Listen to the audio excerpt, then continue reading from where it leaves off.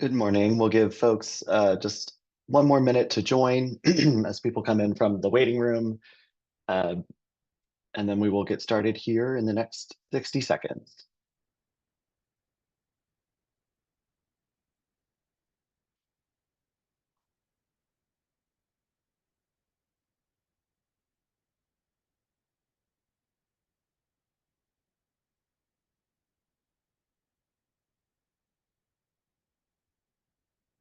All right, we'll go ahead and get started.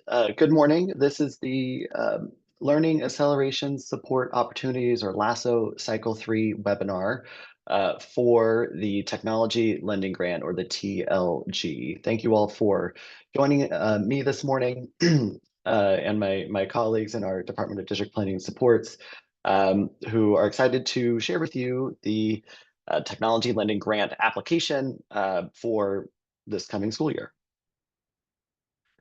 My name is Colin Dempsey. I am the Division Director for District Operations, Technology, and Sustainability Supports here at the Texas Education Agency. My team and I oversee the Technology Lending Grant, as well as the instructional materials and technology allotments, the EMAT system, as well as overseeing the instructional materials review and approval process for instructional materials here at the state with the State Board of Education. But Technology Lending Grant is my first love. This is a line of work that I've been in for many years, and am excited to talk to you all about the opportunity here to supplement your technology at your districts to make sure that students have access to instructional materials both at school and at home if they are digital. Our inbox for this grant program specifically is techlending@tea.texas.gov. So if you have questions after today, we'll have a closing slide with this information again, or want to get some clarification on things, that's going to be the place to reach us in order to get the fastest response, or our lasso@tea.texas.gov email address. A quick FYIs and agenda. So today we're going to go over the LASO Cycle 3 application process and timeline. If you're attending a lot of these webinars this week, these are going to be some repeat slides, but for all the folks who are new to the LASO grant program, we'll walk through that. We'll do a deeper dive on the Tech Lending Grant, covering the most important assurances, as well as give a description of how folks can use these funds. And then we'll close out with some next steps. For your info, first, if you do have questions during today's presentation, there is a question and answer feature inside of Zoom. So if you float down to the bottom of your window, you should see the Q&A button. Feel free to click on that and to submit your question. We have some folks working that chat just to make sure that we can get to your questions. If we do not get to them live today, don't fear. We'll be adding them to an FAQ document on the LASO website within this month. Additionally, a recording of this presentation, as well as a PDF of the slides, will be posted to our LASO Cycle 3 website after all webinars have been completed this week. We're doing several of these this week to get folks introduced to all the opportunities, and so we'll have those up by the time that closes. And finally, again, if you have other questions that we don't cover today, or want to seek clarification, feel free to email LASO, LASO, @tea.texas.gov with any of those follow-up questions. Let's kick off with the overview of LASO and the application process. So the Technology Lending Grant, which we're talking about today, is part of the Learning Acceleration Support Opportunities, or LASO Cycle 3. The LASO grants is the third iteration, hence the 3, and is a consolidated grant application that strategically batches funding opportunities that support learning acceleration and innovation opportunities. So instead of having districts apply to 11 individual grants, we have combined all of these grants because we think that they're complementary to one another in supporting learning acceleration and innovation in the classroom. So in total, across LASO, we have about $160 million in services and supports. Again, there's 11 distinct initiatives Tech Lending Grant being one of those 11, but then only one grant application. So we know that everyone at the district level is pressed for time. You're wearing multiple hats. And we hope that this unified application process will help districts to access funding that we know they need, even though you might not have 11 individual grant writers or even one grant writer, and that this application will help streamline that process. So what are those three areas? So LASO's consolidated grant application to support learning acceleration strategies in curriculum and instruction, more time, and innovative school models. I would say that the technology lending grant falls under the curriculum and instruction bucket. Um, and however, it does complement many of the other initiatives in the LASO Cycle 3 grant application, including strong foundations implementation. There's a connection to the blended learning grant for folks who are interested in that one, as well as the more time bucket. So, right, what are students doing during additional days school year, during summer, and how can they be using some of this technology during that time as well to access high quality instructional materials. So again, if you are planning on applying to any of the other grants in these buckets, Tech Lending Grant is going to be a great addition if you're interested, and we'll cover what's required of that today. We'll jump into it. We're excited to announce this iteration of the Technology Lending Grant because we do believe that access to high quality instruction materials is one of the key levers to supporting students across the state of Texas. And technology, as we know, even before the pandemic and especially after the pandemic, is one way that we can get that access to students on a regular basis. And not only students, also teachers. And we know this is important because we've seen the scores, right? The case for high quality instruction materials begins with the trends in Texas student performance. This slide shows that STAR results in 3 through 8 reading since 2019. You can see the year that we didn't test for COVID. And you see that in 2024, over half of grade 3 through 8 students are reading on grade level, and nearly a quarter of them are not meeting approaches grade level standard. And we believe that one of the best ways to help accelerate learning for students, hence the name of the grant program, is getting them access to these high quality materials. And we see very similar results in math, right? So the result of the 2024 STAR assessment shows that math performance has not yet recovered from pre-COVID levels. Even you can look at that top masters on the far left and then masters on the far right. And we know that a third of students are not meeting approaches grade level standard, and only 40% are performing at or above grade level. And so our vision here on my team, the District Operations, Technology, and Sustainability Supports team, and the larger Office of School Programs here at the Texas Education Agency, is that all Texas students have access to rigorous grade level content and instruction every day. And access is the key word here, making sure that students, if they need to access materials at home or in the classroom digitally, my team also handles printed instructional materials. So getting access to students, making sure that they are in front of rigorous grade level content paired with an excellent teacher really means that they're going to be making tremendous gains once they have those resources in place. And so the way we're going to try and accomplish that is through supports in the Tech Lending Grant Program.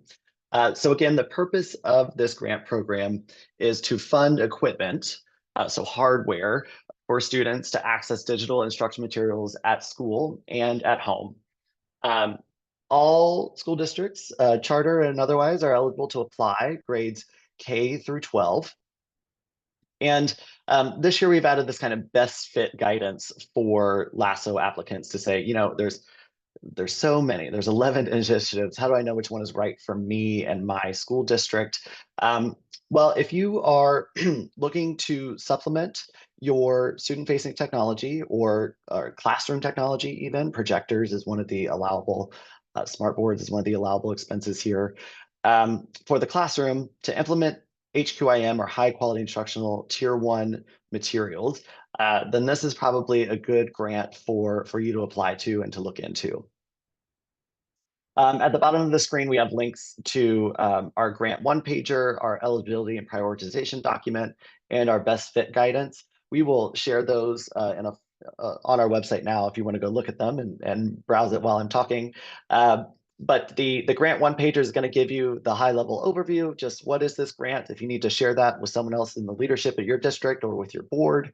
In the middle here, eligibility and prioritization.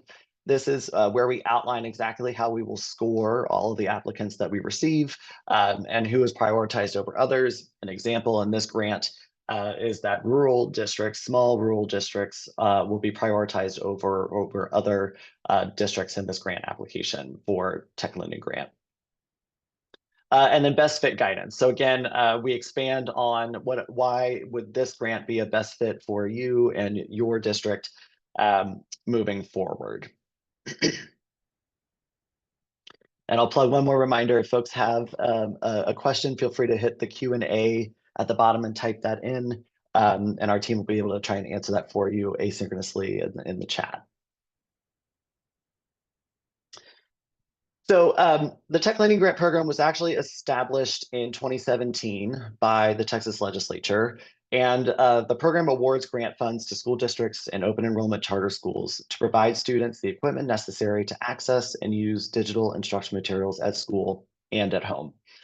Necessary equipment approved as use of funds from this grant include individual student devices such as laptops or tablets, including any management licenses to support these products, individual residential internet access or area internet access, such as hotspots, insurance and care for devices and internet access products, if that's something that typically you purchase with hardware at your district, that would be an allowable use, and other equipment necessary to access and use electronic instruction materials, such as classroom display devices, smart boards, projectors, document cameras would fall under that. I don't have the exhaustive list in this presentation today. However, it is in the grant program guidelines where we bulleted out a lot of things you can and cannot use with these funds. I will note that grant funds from this grant, from the Tech Lending Grant specifically, cannot be used to replace lost, stolen, end of life, or damaged equipment, as this would be considered supplanting existing equipment. And that's just a limitation of the grant funding. So that means if there was hardware that was purchased using ESSER dollars and now it has reached the end of its life, reached its 3-year limit or 5-year limit, this funding can't go towards replacing those hardware purchases, but it could go towards new devices that would be in addition to the devices you're already planning to replace that were end of life. So what does a district need to commit to in order to access this funding? Well, first, the local educational agency must ensure that devices will be prioritized for classrooms and students using the TEA available instruction materials. So that is an umbrella term for any of the materials that the agency either purchased or developed. Many of them are our open education resource instructional materials, and we can share that link in the chat with y'all so that you can peruse those. Next is training. If anyone here has ever received a new device and not known how to use it, we want to avoid that problem. So it's one of our commitments for any grantees that are awarded that the LEA must provide the teacher, any associated instructional coach, and students with training and proper use of the devices that they purchase with these funds within 90 days of installation of the device in the classroom or use with the students. Current equipment and technology plan. So we know that most districts have local policies already in place. We want to make sure that if you're starting out this program new and you haven't done this before, or if you're adding to an existing program, that you have kind of standard operating procedures and practices in place for checking in and checking out equipment and ensuring that it's being kept safe and not damaged. And this is going to be, while you're not going to submit it as part of your grant program application, you will be required to acknowledge that you will have one or will develop one if you are awarded the funds. On the right-hand side, we tried to outline roles and time commitments. We know that even if you get all the grants in the world, you might not have the staffing to implement those grants and make sure that you're meeting the commitments that are required of the grant funding. So we tried to outline that for all districts during this round of the LASO grant program. And so we have a couple of roles there of where someone might be needing to maintain the inventory logs, someone to install that classroom-based technology, to run that training, to make sure that that's completed. And so you'll want to consider that as you are considering the tech lending grant during this grant application window, because that might be somewhere where you do or do not have the staffing and need to make sure that you have that in place so that you can actually commit to these commitments that come along with the funding. We have a couple eligibility questions in the chat that I can answer. The first here is, if we received the tech lending grant in LASO 1, are we eligible to apply for LASO 3? Yes. Eligibility is open to any school district, regardless of a previous award. Um, and then we have some other questions that I'll get to here in a second. You all are anticipating our upcoming slides, so I'll answer those here next. Program assurances. So all applicants assure to adhere to all the performance measures as noted in the program guidelines and shall provide to the Texas Education Agency, upon request, any performance data necessary to assess the success of your tech lending program. The LEA will regularly submit their expenditures, monthly or quarterly at minimum, to remain on track for grant expenditures. So we want to make sure that this funding isn't lapsing, as an example, at the end of the year. The applicant ensures that devices will be prioritized for classrooms and students using those TEA available materials, and that the device will be used for instruction at least 51% or a majority of the time. So we know that sometimes there are classrooms, well, if I install a smart board in this classroom, but 3 different classes use it and only 2 of them are using those TEA available instructional materials, is that okay? In that scenario, yes. So we know that 100% is ideal, but that's why we've written in this 51% majority of the time, the technology is being used alongside or to further the use of those high quality instructional materials.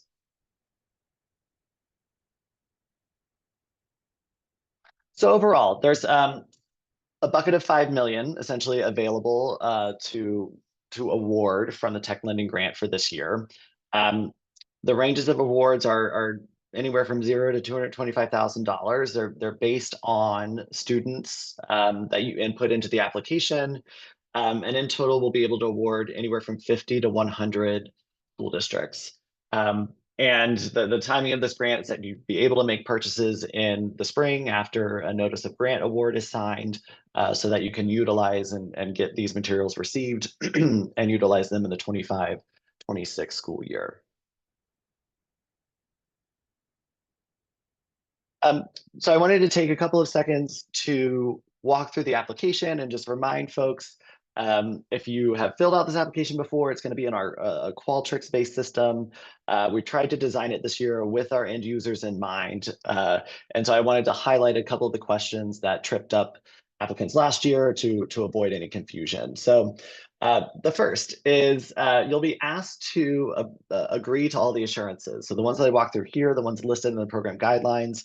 And if you check no on one of those assurances, you'll get a warning box on the right-hand side that gives you some instructions to say, hey, this is a requirement. If you don't feel that you can do that, hit save and next. If you do feel that you can do that, please go back and modify your answer so that you can move forward in the application. So again, you'll want to take the time to read each one of these and go through the program guidelines with your teams and leadership at your district to ensure that you can commit to all of these assurances to make sure that we're not in a spot where you have a lot of funding and we have to take the funding back because you aren't able to meet the assurances. So again, we have now until I believe into December for folks to submit these applications. So please do take that time as you're preparing. And first stop is here at this webinar. So thanks for being here with us. a key part of the application is inputting the number of campuses at your district, as well as the number of students for whom you're requesting funding. And so again, this should be a total number of new students, so not students that already have technology or classrooms already have technology, but again, we're supplementing classrooms or students that would need technology or internet access. And so when you are entering these answers, be sure that you're reading closely. You might have a standalone sixth grade campus, or you might have a standalone ninth grade campus. And you'll want to make sure that the grade bands that we have put on the application, that you are counting those together so that we're not double counting students or double counting campuses, whatever the case may be. So just make sure that you pay special attention to that section of the application. And again, if you have any trouble, we're here to help. And then finally, as a reminder, for official submission, you're not done yet until you have the signature of your superintendent. So making sure that once you have applied to each one of these individual grants inside of the grant application, that you are ensuring that you've gotten all the signatures you need so that it is complete, and submitted, and you have your receipt of having completed the application.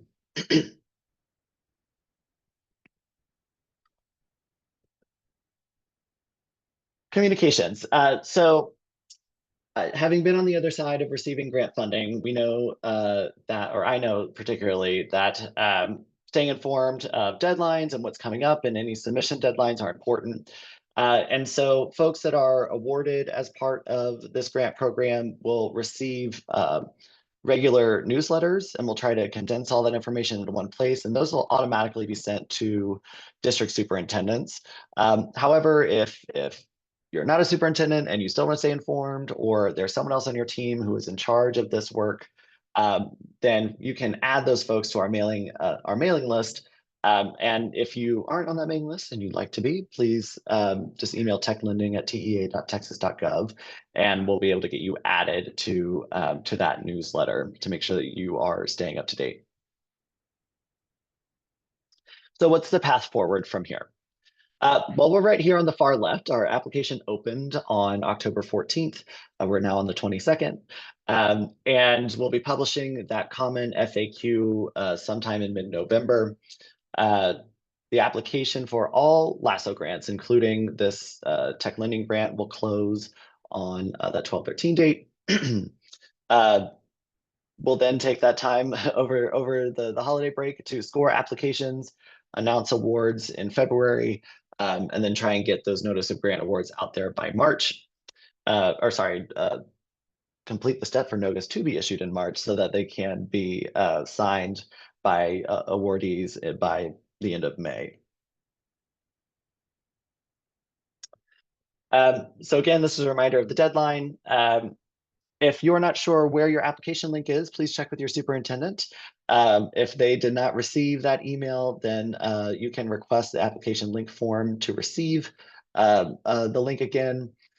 We do have a PDF version of the application online. So, if you filled out an online form before, it's hard to see all the questions. You just kind of want one big printout of what are all the things I'm going to need to answer before I apply. And so I encourage you to visit the LASO Cycle 3 website to see that PDF version where you can see all the questions, what information you'll need to gather so that you can just sit down at your computer once to complete the application instead of going back and forth and reopening that application.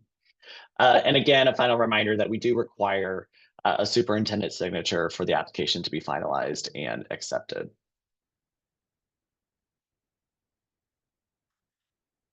Change requests and declines. So we've LASO 3 is the third iteration. Before that, we had our T-class grant program, which was funded a lot by ESSER funding. And during that time, we were able to work with districts to update their funding, change awards, shift some dollars because it was an emergency situation and unique. However, we're now out of those ESSER dollars and are using other funding where we're required to be cemented in the use of funds for a competitive grant process. And therefore, change requests and declines are going to be pretty rare, and they'll be considered on a case-by-case basis. Um, but declining awards could raise a district's federal grant risk level in the coming year if they accept it, sign that NOGA, and then decide to decline it after the fact. So this is why reading through those assurances, making sure that your district can commit to them before signing and sending in the application is really important. I know that it can be easy to click through and say yes to all the money, but ensuring that it's the right fit for your district and that you are focused on whether it's all 11 or a subset of the 11 initiatives, that you're really looking for the ones that are going to align to your vision for your school district, and will support your work. So we have a couple more slides and then I'll jump to the FAQ. I see some things in the chat that I'm happy to address. The first is you can come join us for office hours on November 8th. We'll share the registration link. I think they'll also be on our website. And that FAQ will be posted by November 13th at the LASO site. And then for email, again, if you have general questions about LASO, whether it's the deadline, that application link that you can't find on our website, please, please, please email lasso@tea.texas.gov. That's the fastest way to get a response. There's a team of folks who are dedicated to that inbox, who are going to have your answers for you. And then for questions specifically about Tech Lending Grant, you can reach out to techlending@tea.texas.gov. That is just me. So if you do have a question, that's the best way to reach me. And I'll be sure if I can't find the answer for you to go and help you find the answer, so that you have all the information you need ahead of the submission deadline. So again, the application closes on December 13th. We have these program webinars between, I think some started last Friday through the 25th. And so your next steps will be to visit tea.texas.gov/LASO. I think someone just asked for that in the chat. And that's going to be our main landing page for LASO 3.0. There you'll be able to see those program guidelines, that best fit guidance, as well as the grant one-pagers for each one of the 11 initiatives and grant programs. And that's also going to be your latest and greatest on information for deadlines, for communications, or to register for any of the other upcoming webinars or office hours. So I'll pause here, and I have some questions in the Q&A that I'll try and answer live. Any that we don't get to, again, what we're going to add to our FAQ and make sure that we get you an answer. The first question I see here is, would professional development for technology be an allowable cost? Unfortunately, no. Professional development, aligned professional development for that training would not be an allowable cost, since this is a hardware-specific grant program, so meant to supplement the hardware that you have. However, professional development for technology is an allowable expense in the traditional instructional materials and technology allotment. So that's another place where if you're looking for funding, that might be a good place to look in terms of PD. But for the tech lending grant, that's not an allowable expense. Let me see if there's any others. Thanks to the folks on the call who are helping me answer these questions quickly. So if you can see the Q&A on your end, we have some of those questions already in there and answered, as well as some links out to all of the program guidelines where, again, there's that exhaustive list of things that you can and cannot purchase with this funding. And we've kind of added to that throughout the years to make sure that we're clear on that. And so we have, I think, I don't see any others in the Q&A that someone might be typing answers to one right now. But again, thank you all for your time this morning on a Tuesday morning. We encourage you to visit the tea.texas.gov/LASO web page. It's going to get again be your main source for information, as we will post a link to this recording as well as these slides so that you have that information. And I hope everyone has a great rest of your week. Thank you for joining.